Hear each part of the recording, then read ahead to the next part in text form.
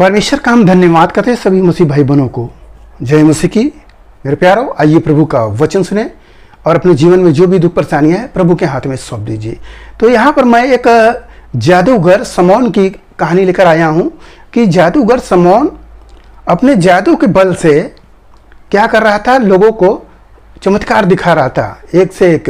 और वहाँ लिखा है कि सामरिया के लोग वह देखकर चकित हो रहे थे और वह व्यक्ति बोल रहा था अपने आप को कि मैं यह सब कर सकता हूँ, मैं बड़ा हूँ।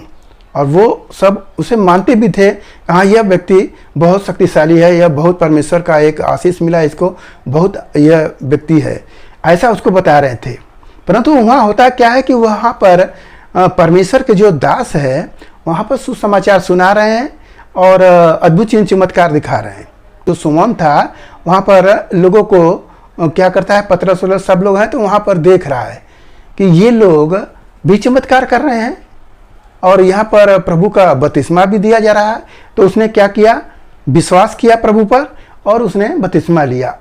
अब वो क्या कर रहा है, उसको तो देखकर अचंभा हो रहा है कि मैं चमत्कार कर रहा हूँ तो ये तो हो रहा है, ये लोग कैसे कर रहे हैं और पवित्र आत्मा दे रहे हैं।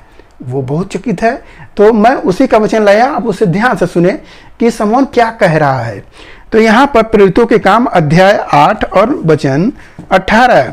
जब समौन ने देखा कि प्रेरितों के हाथ रखने से पवित्र आत्मा दिया जाता है तो उसके पास रुपए लाकर कहा, यह अधिकार मुझे भी दो कि जिस किसी पर हाथ रखूं वह पवित्र आत्मा पाए। वहां पर वो क्या कर रहा है, पैसे लेकर आ रहा है कि पवित्र आत्मा मैं भी दूसरों को दूं। तो वहां पर पतरस क्या कह रहे हैं, पतरस ने उससे कहा, तेरे रुपए तेरे साथ नष्ट हो, क्योंकि तूने परमेश्वर का दान रुपए से मोल लेने का विचार किया है। पतरस बता दिए स्पष्ट रूप से कि जो तुम पैसे लेकर आए हो कि यह पवित्र आत्मा मैं भी लोगों को दान दूं, या वो धंधा कर सकता था, वो बेच भी सकता था।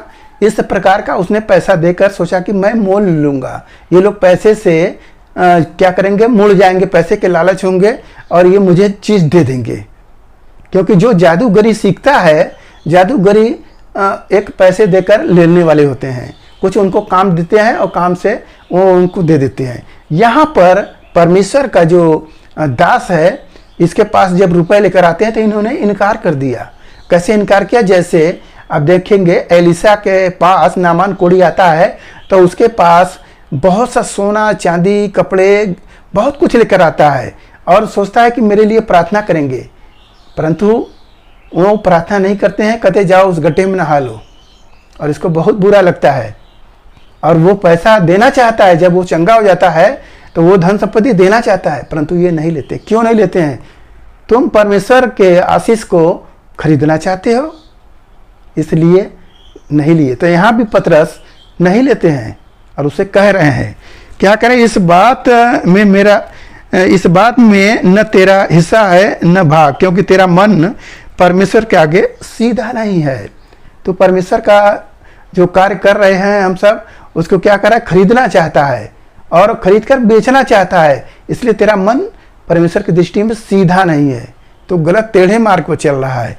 और इसलिए अपने इस बुराई से मन फिराकर प्रभु से प्रार्थना कर, संभव है तेरे मन का विचार क्षमा किया जाए, क्योंकि मैं देखता हूं कि तू पित्त की सी कड़वाहट और अधर्म के बंधन में पड़ा है। जो लोग बुरे काम करने लगते हैं और वो बपतिस्मा लेने के बाद भी उनका मन उसी की ओर खिंचता रहता है। जैसे समौन जो जादूगर था, वह परमेश्वर का वचन पाया, परंतु वो क्या कर रहा है, बिजनेस के चक्कर में, वह धंधा करने के चक्कर में, धन संपत्ति के चक्कर में वो क्या कर रहा है, पाना चाह रहा है कि मैं भी ऐसे बड़ा आदमी कहलाऊंगा। मेरे प्यारों, जिसको परमेश्वर बड़ा न बनाए, क्या तुम बड़ा अपने से बन सकते हो? वो जब चाहेगा बढ़ाएगा, जब चाहेगा तुम्हें घटाएगा। तो हमें इस कहानी से शिक्षा मिलता है कि परमेश्वर का जो आशीष होता है वह खरीदा नहीं जा सकता। जो परमेश्वर आपको दिए हैं दान में, चंगाई और जो आपको अनुग्रह दिए हैं, वह आप खरीद नहीं सकते हो, न वह बेचा जा सकता है। आपको दिया गया है सत्यमित में, आपको फ्री में दिया गया है, आप भी दूसरों को फ्री में दो। हालेलुया। ताकि देखो परमेश्वर का राज्य लोगों तक पहुंचने पाए, लोग का जीवन बचने पाए। इस काम के लिए वहाँ पर हम सबको प्रभु ने जोड़े हैं। यदि आप उसका बिजनेस सोच रहे हैं तो यह गलत ही है। मेरे प्यारो, लिखा है कि मजदूर जो होते हैं काम करते हैं तो मजदूर का मजदूर देना हक है, वह परमेश्वर देता है। ऐसा नहीं, क्योंकि वह परमेश्वर न्यायी है, वो न्याय करता है। आप काम कर रहे हो, आप काम की मजदूरी देगा। क्या उसको मांगेंगे तभी?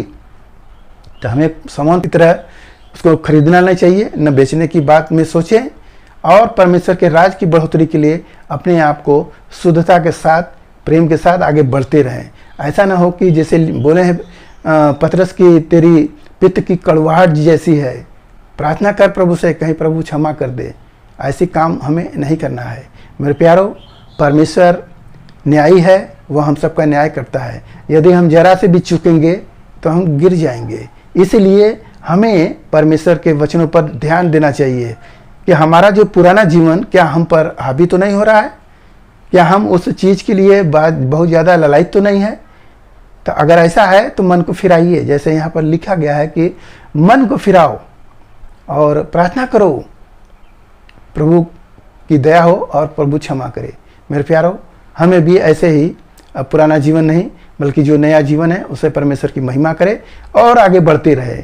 जैसे जादूगर समोन अपने जीवन भर क्या करता है, लिखा कि समोन ने उत्तर दिया, तुम मेरे लिए प्रभु से प्रार्थना करो कि जो बातें तुमने कही उनमें से कोई मुझ पर न आ पड़े। हालेलुया। यह सब बातें होता है और ऐसे व्यक्ति गड्ढे में जाने वाले हो जाते हैं। तो इसलिए अपने आप को हमें समझना है, उनकी तरह नहीं बल्कि पतरस की तरह जिंदगी बिताना है। हालेलुया। मेरे प्यारो, आज के इस वचन से जो कुछ मिला उस पर ध्यान करें, प्रभु आपको आशीष देंगे। आइए आपके लिए प्रार्थना करें। महान परमेश्वर, हम आपको स्तुति करते हैं पिता, जैसे समोन ने प्रभु हालेलुया जादूगर जो था, जादू के बल पर बहुत कुछ दिखाया, परंतु दास ने प्रभु हालेलुया अद्भुत चिन्ह चमत्कार दिखाए प्रभु आपके सामर्थ्य से। प्रभु वो खरीदना चाहा प्रभु, परंतु वह फेल हुआ। मेरे राजा, ऐसा हम सब न होने पाए प्रभु, आगे वचनों में खराई के साथ चलने वाले हो, आशीष देना पिता। हम आपका धन्यवाद करते हैं। आगे के समय आपके हाथ में सौंपते प्रार्थना मसीह यीशु के नाम में, आमीन।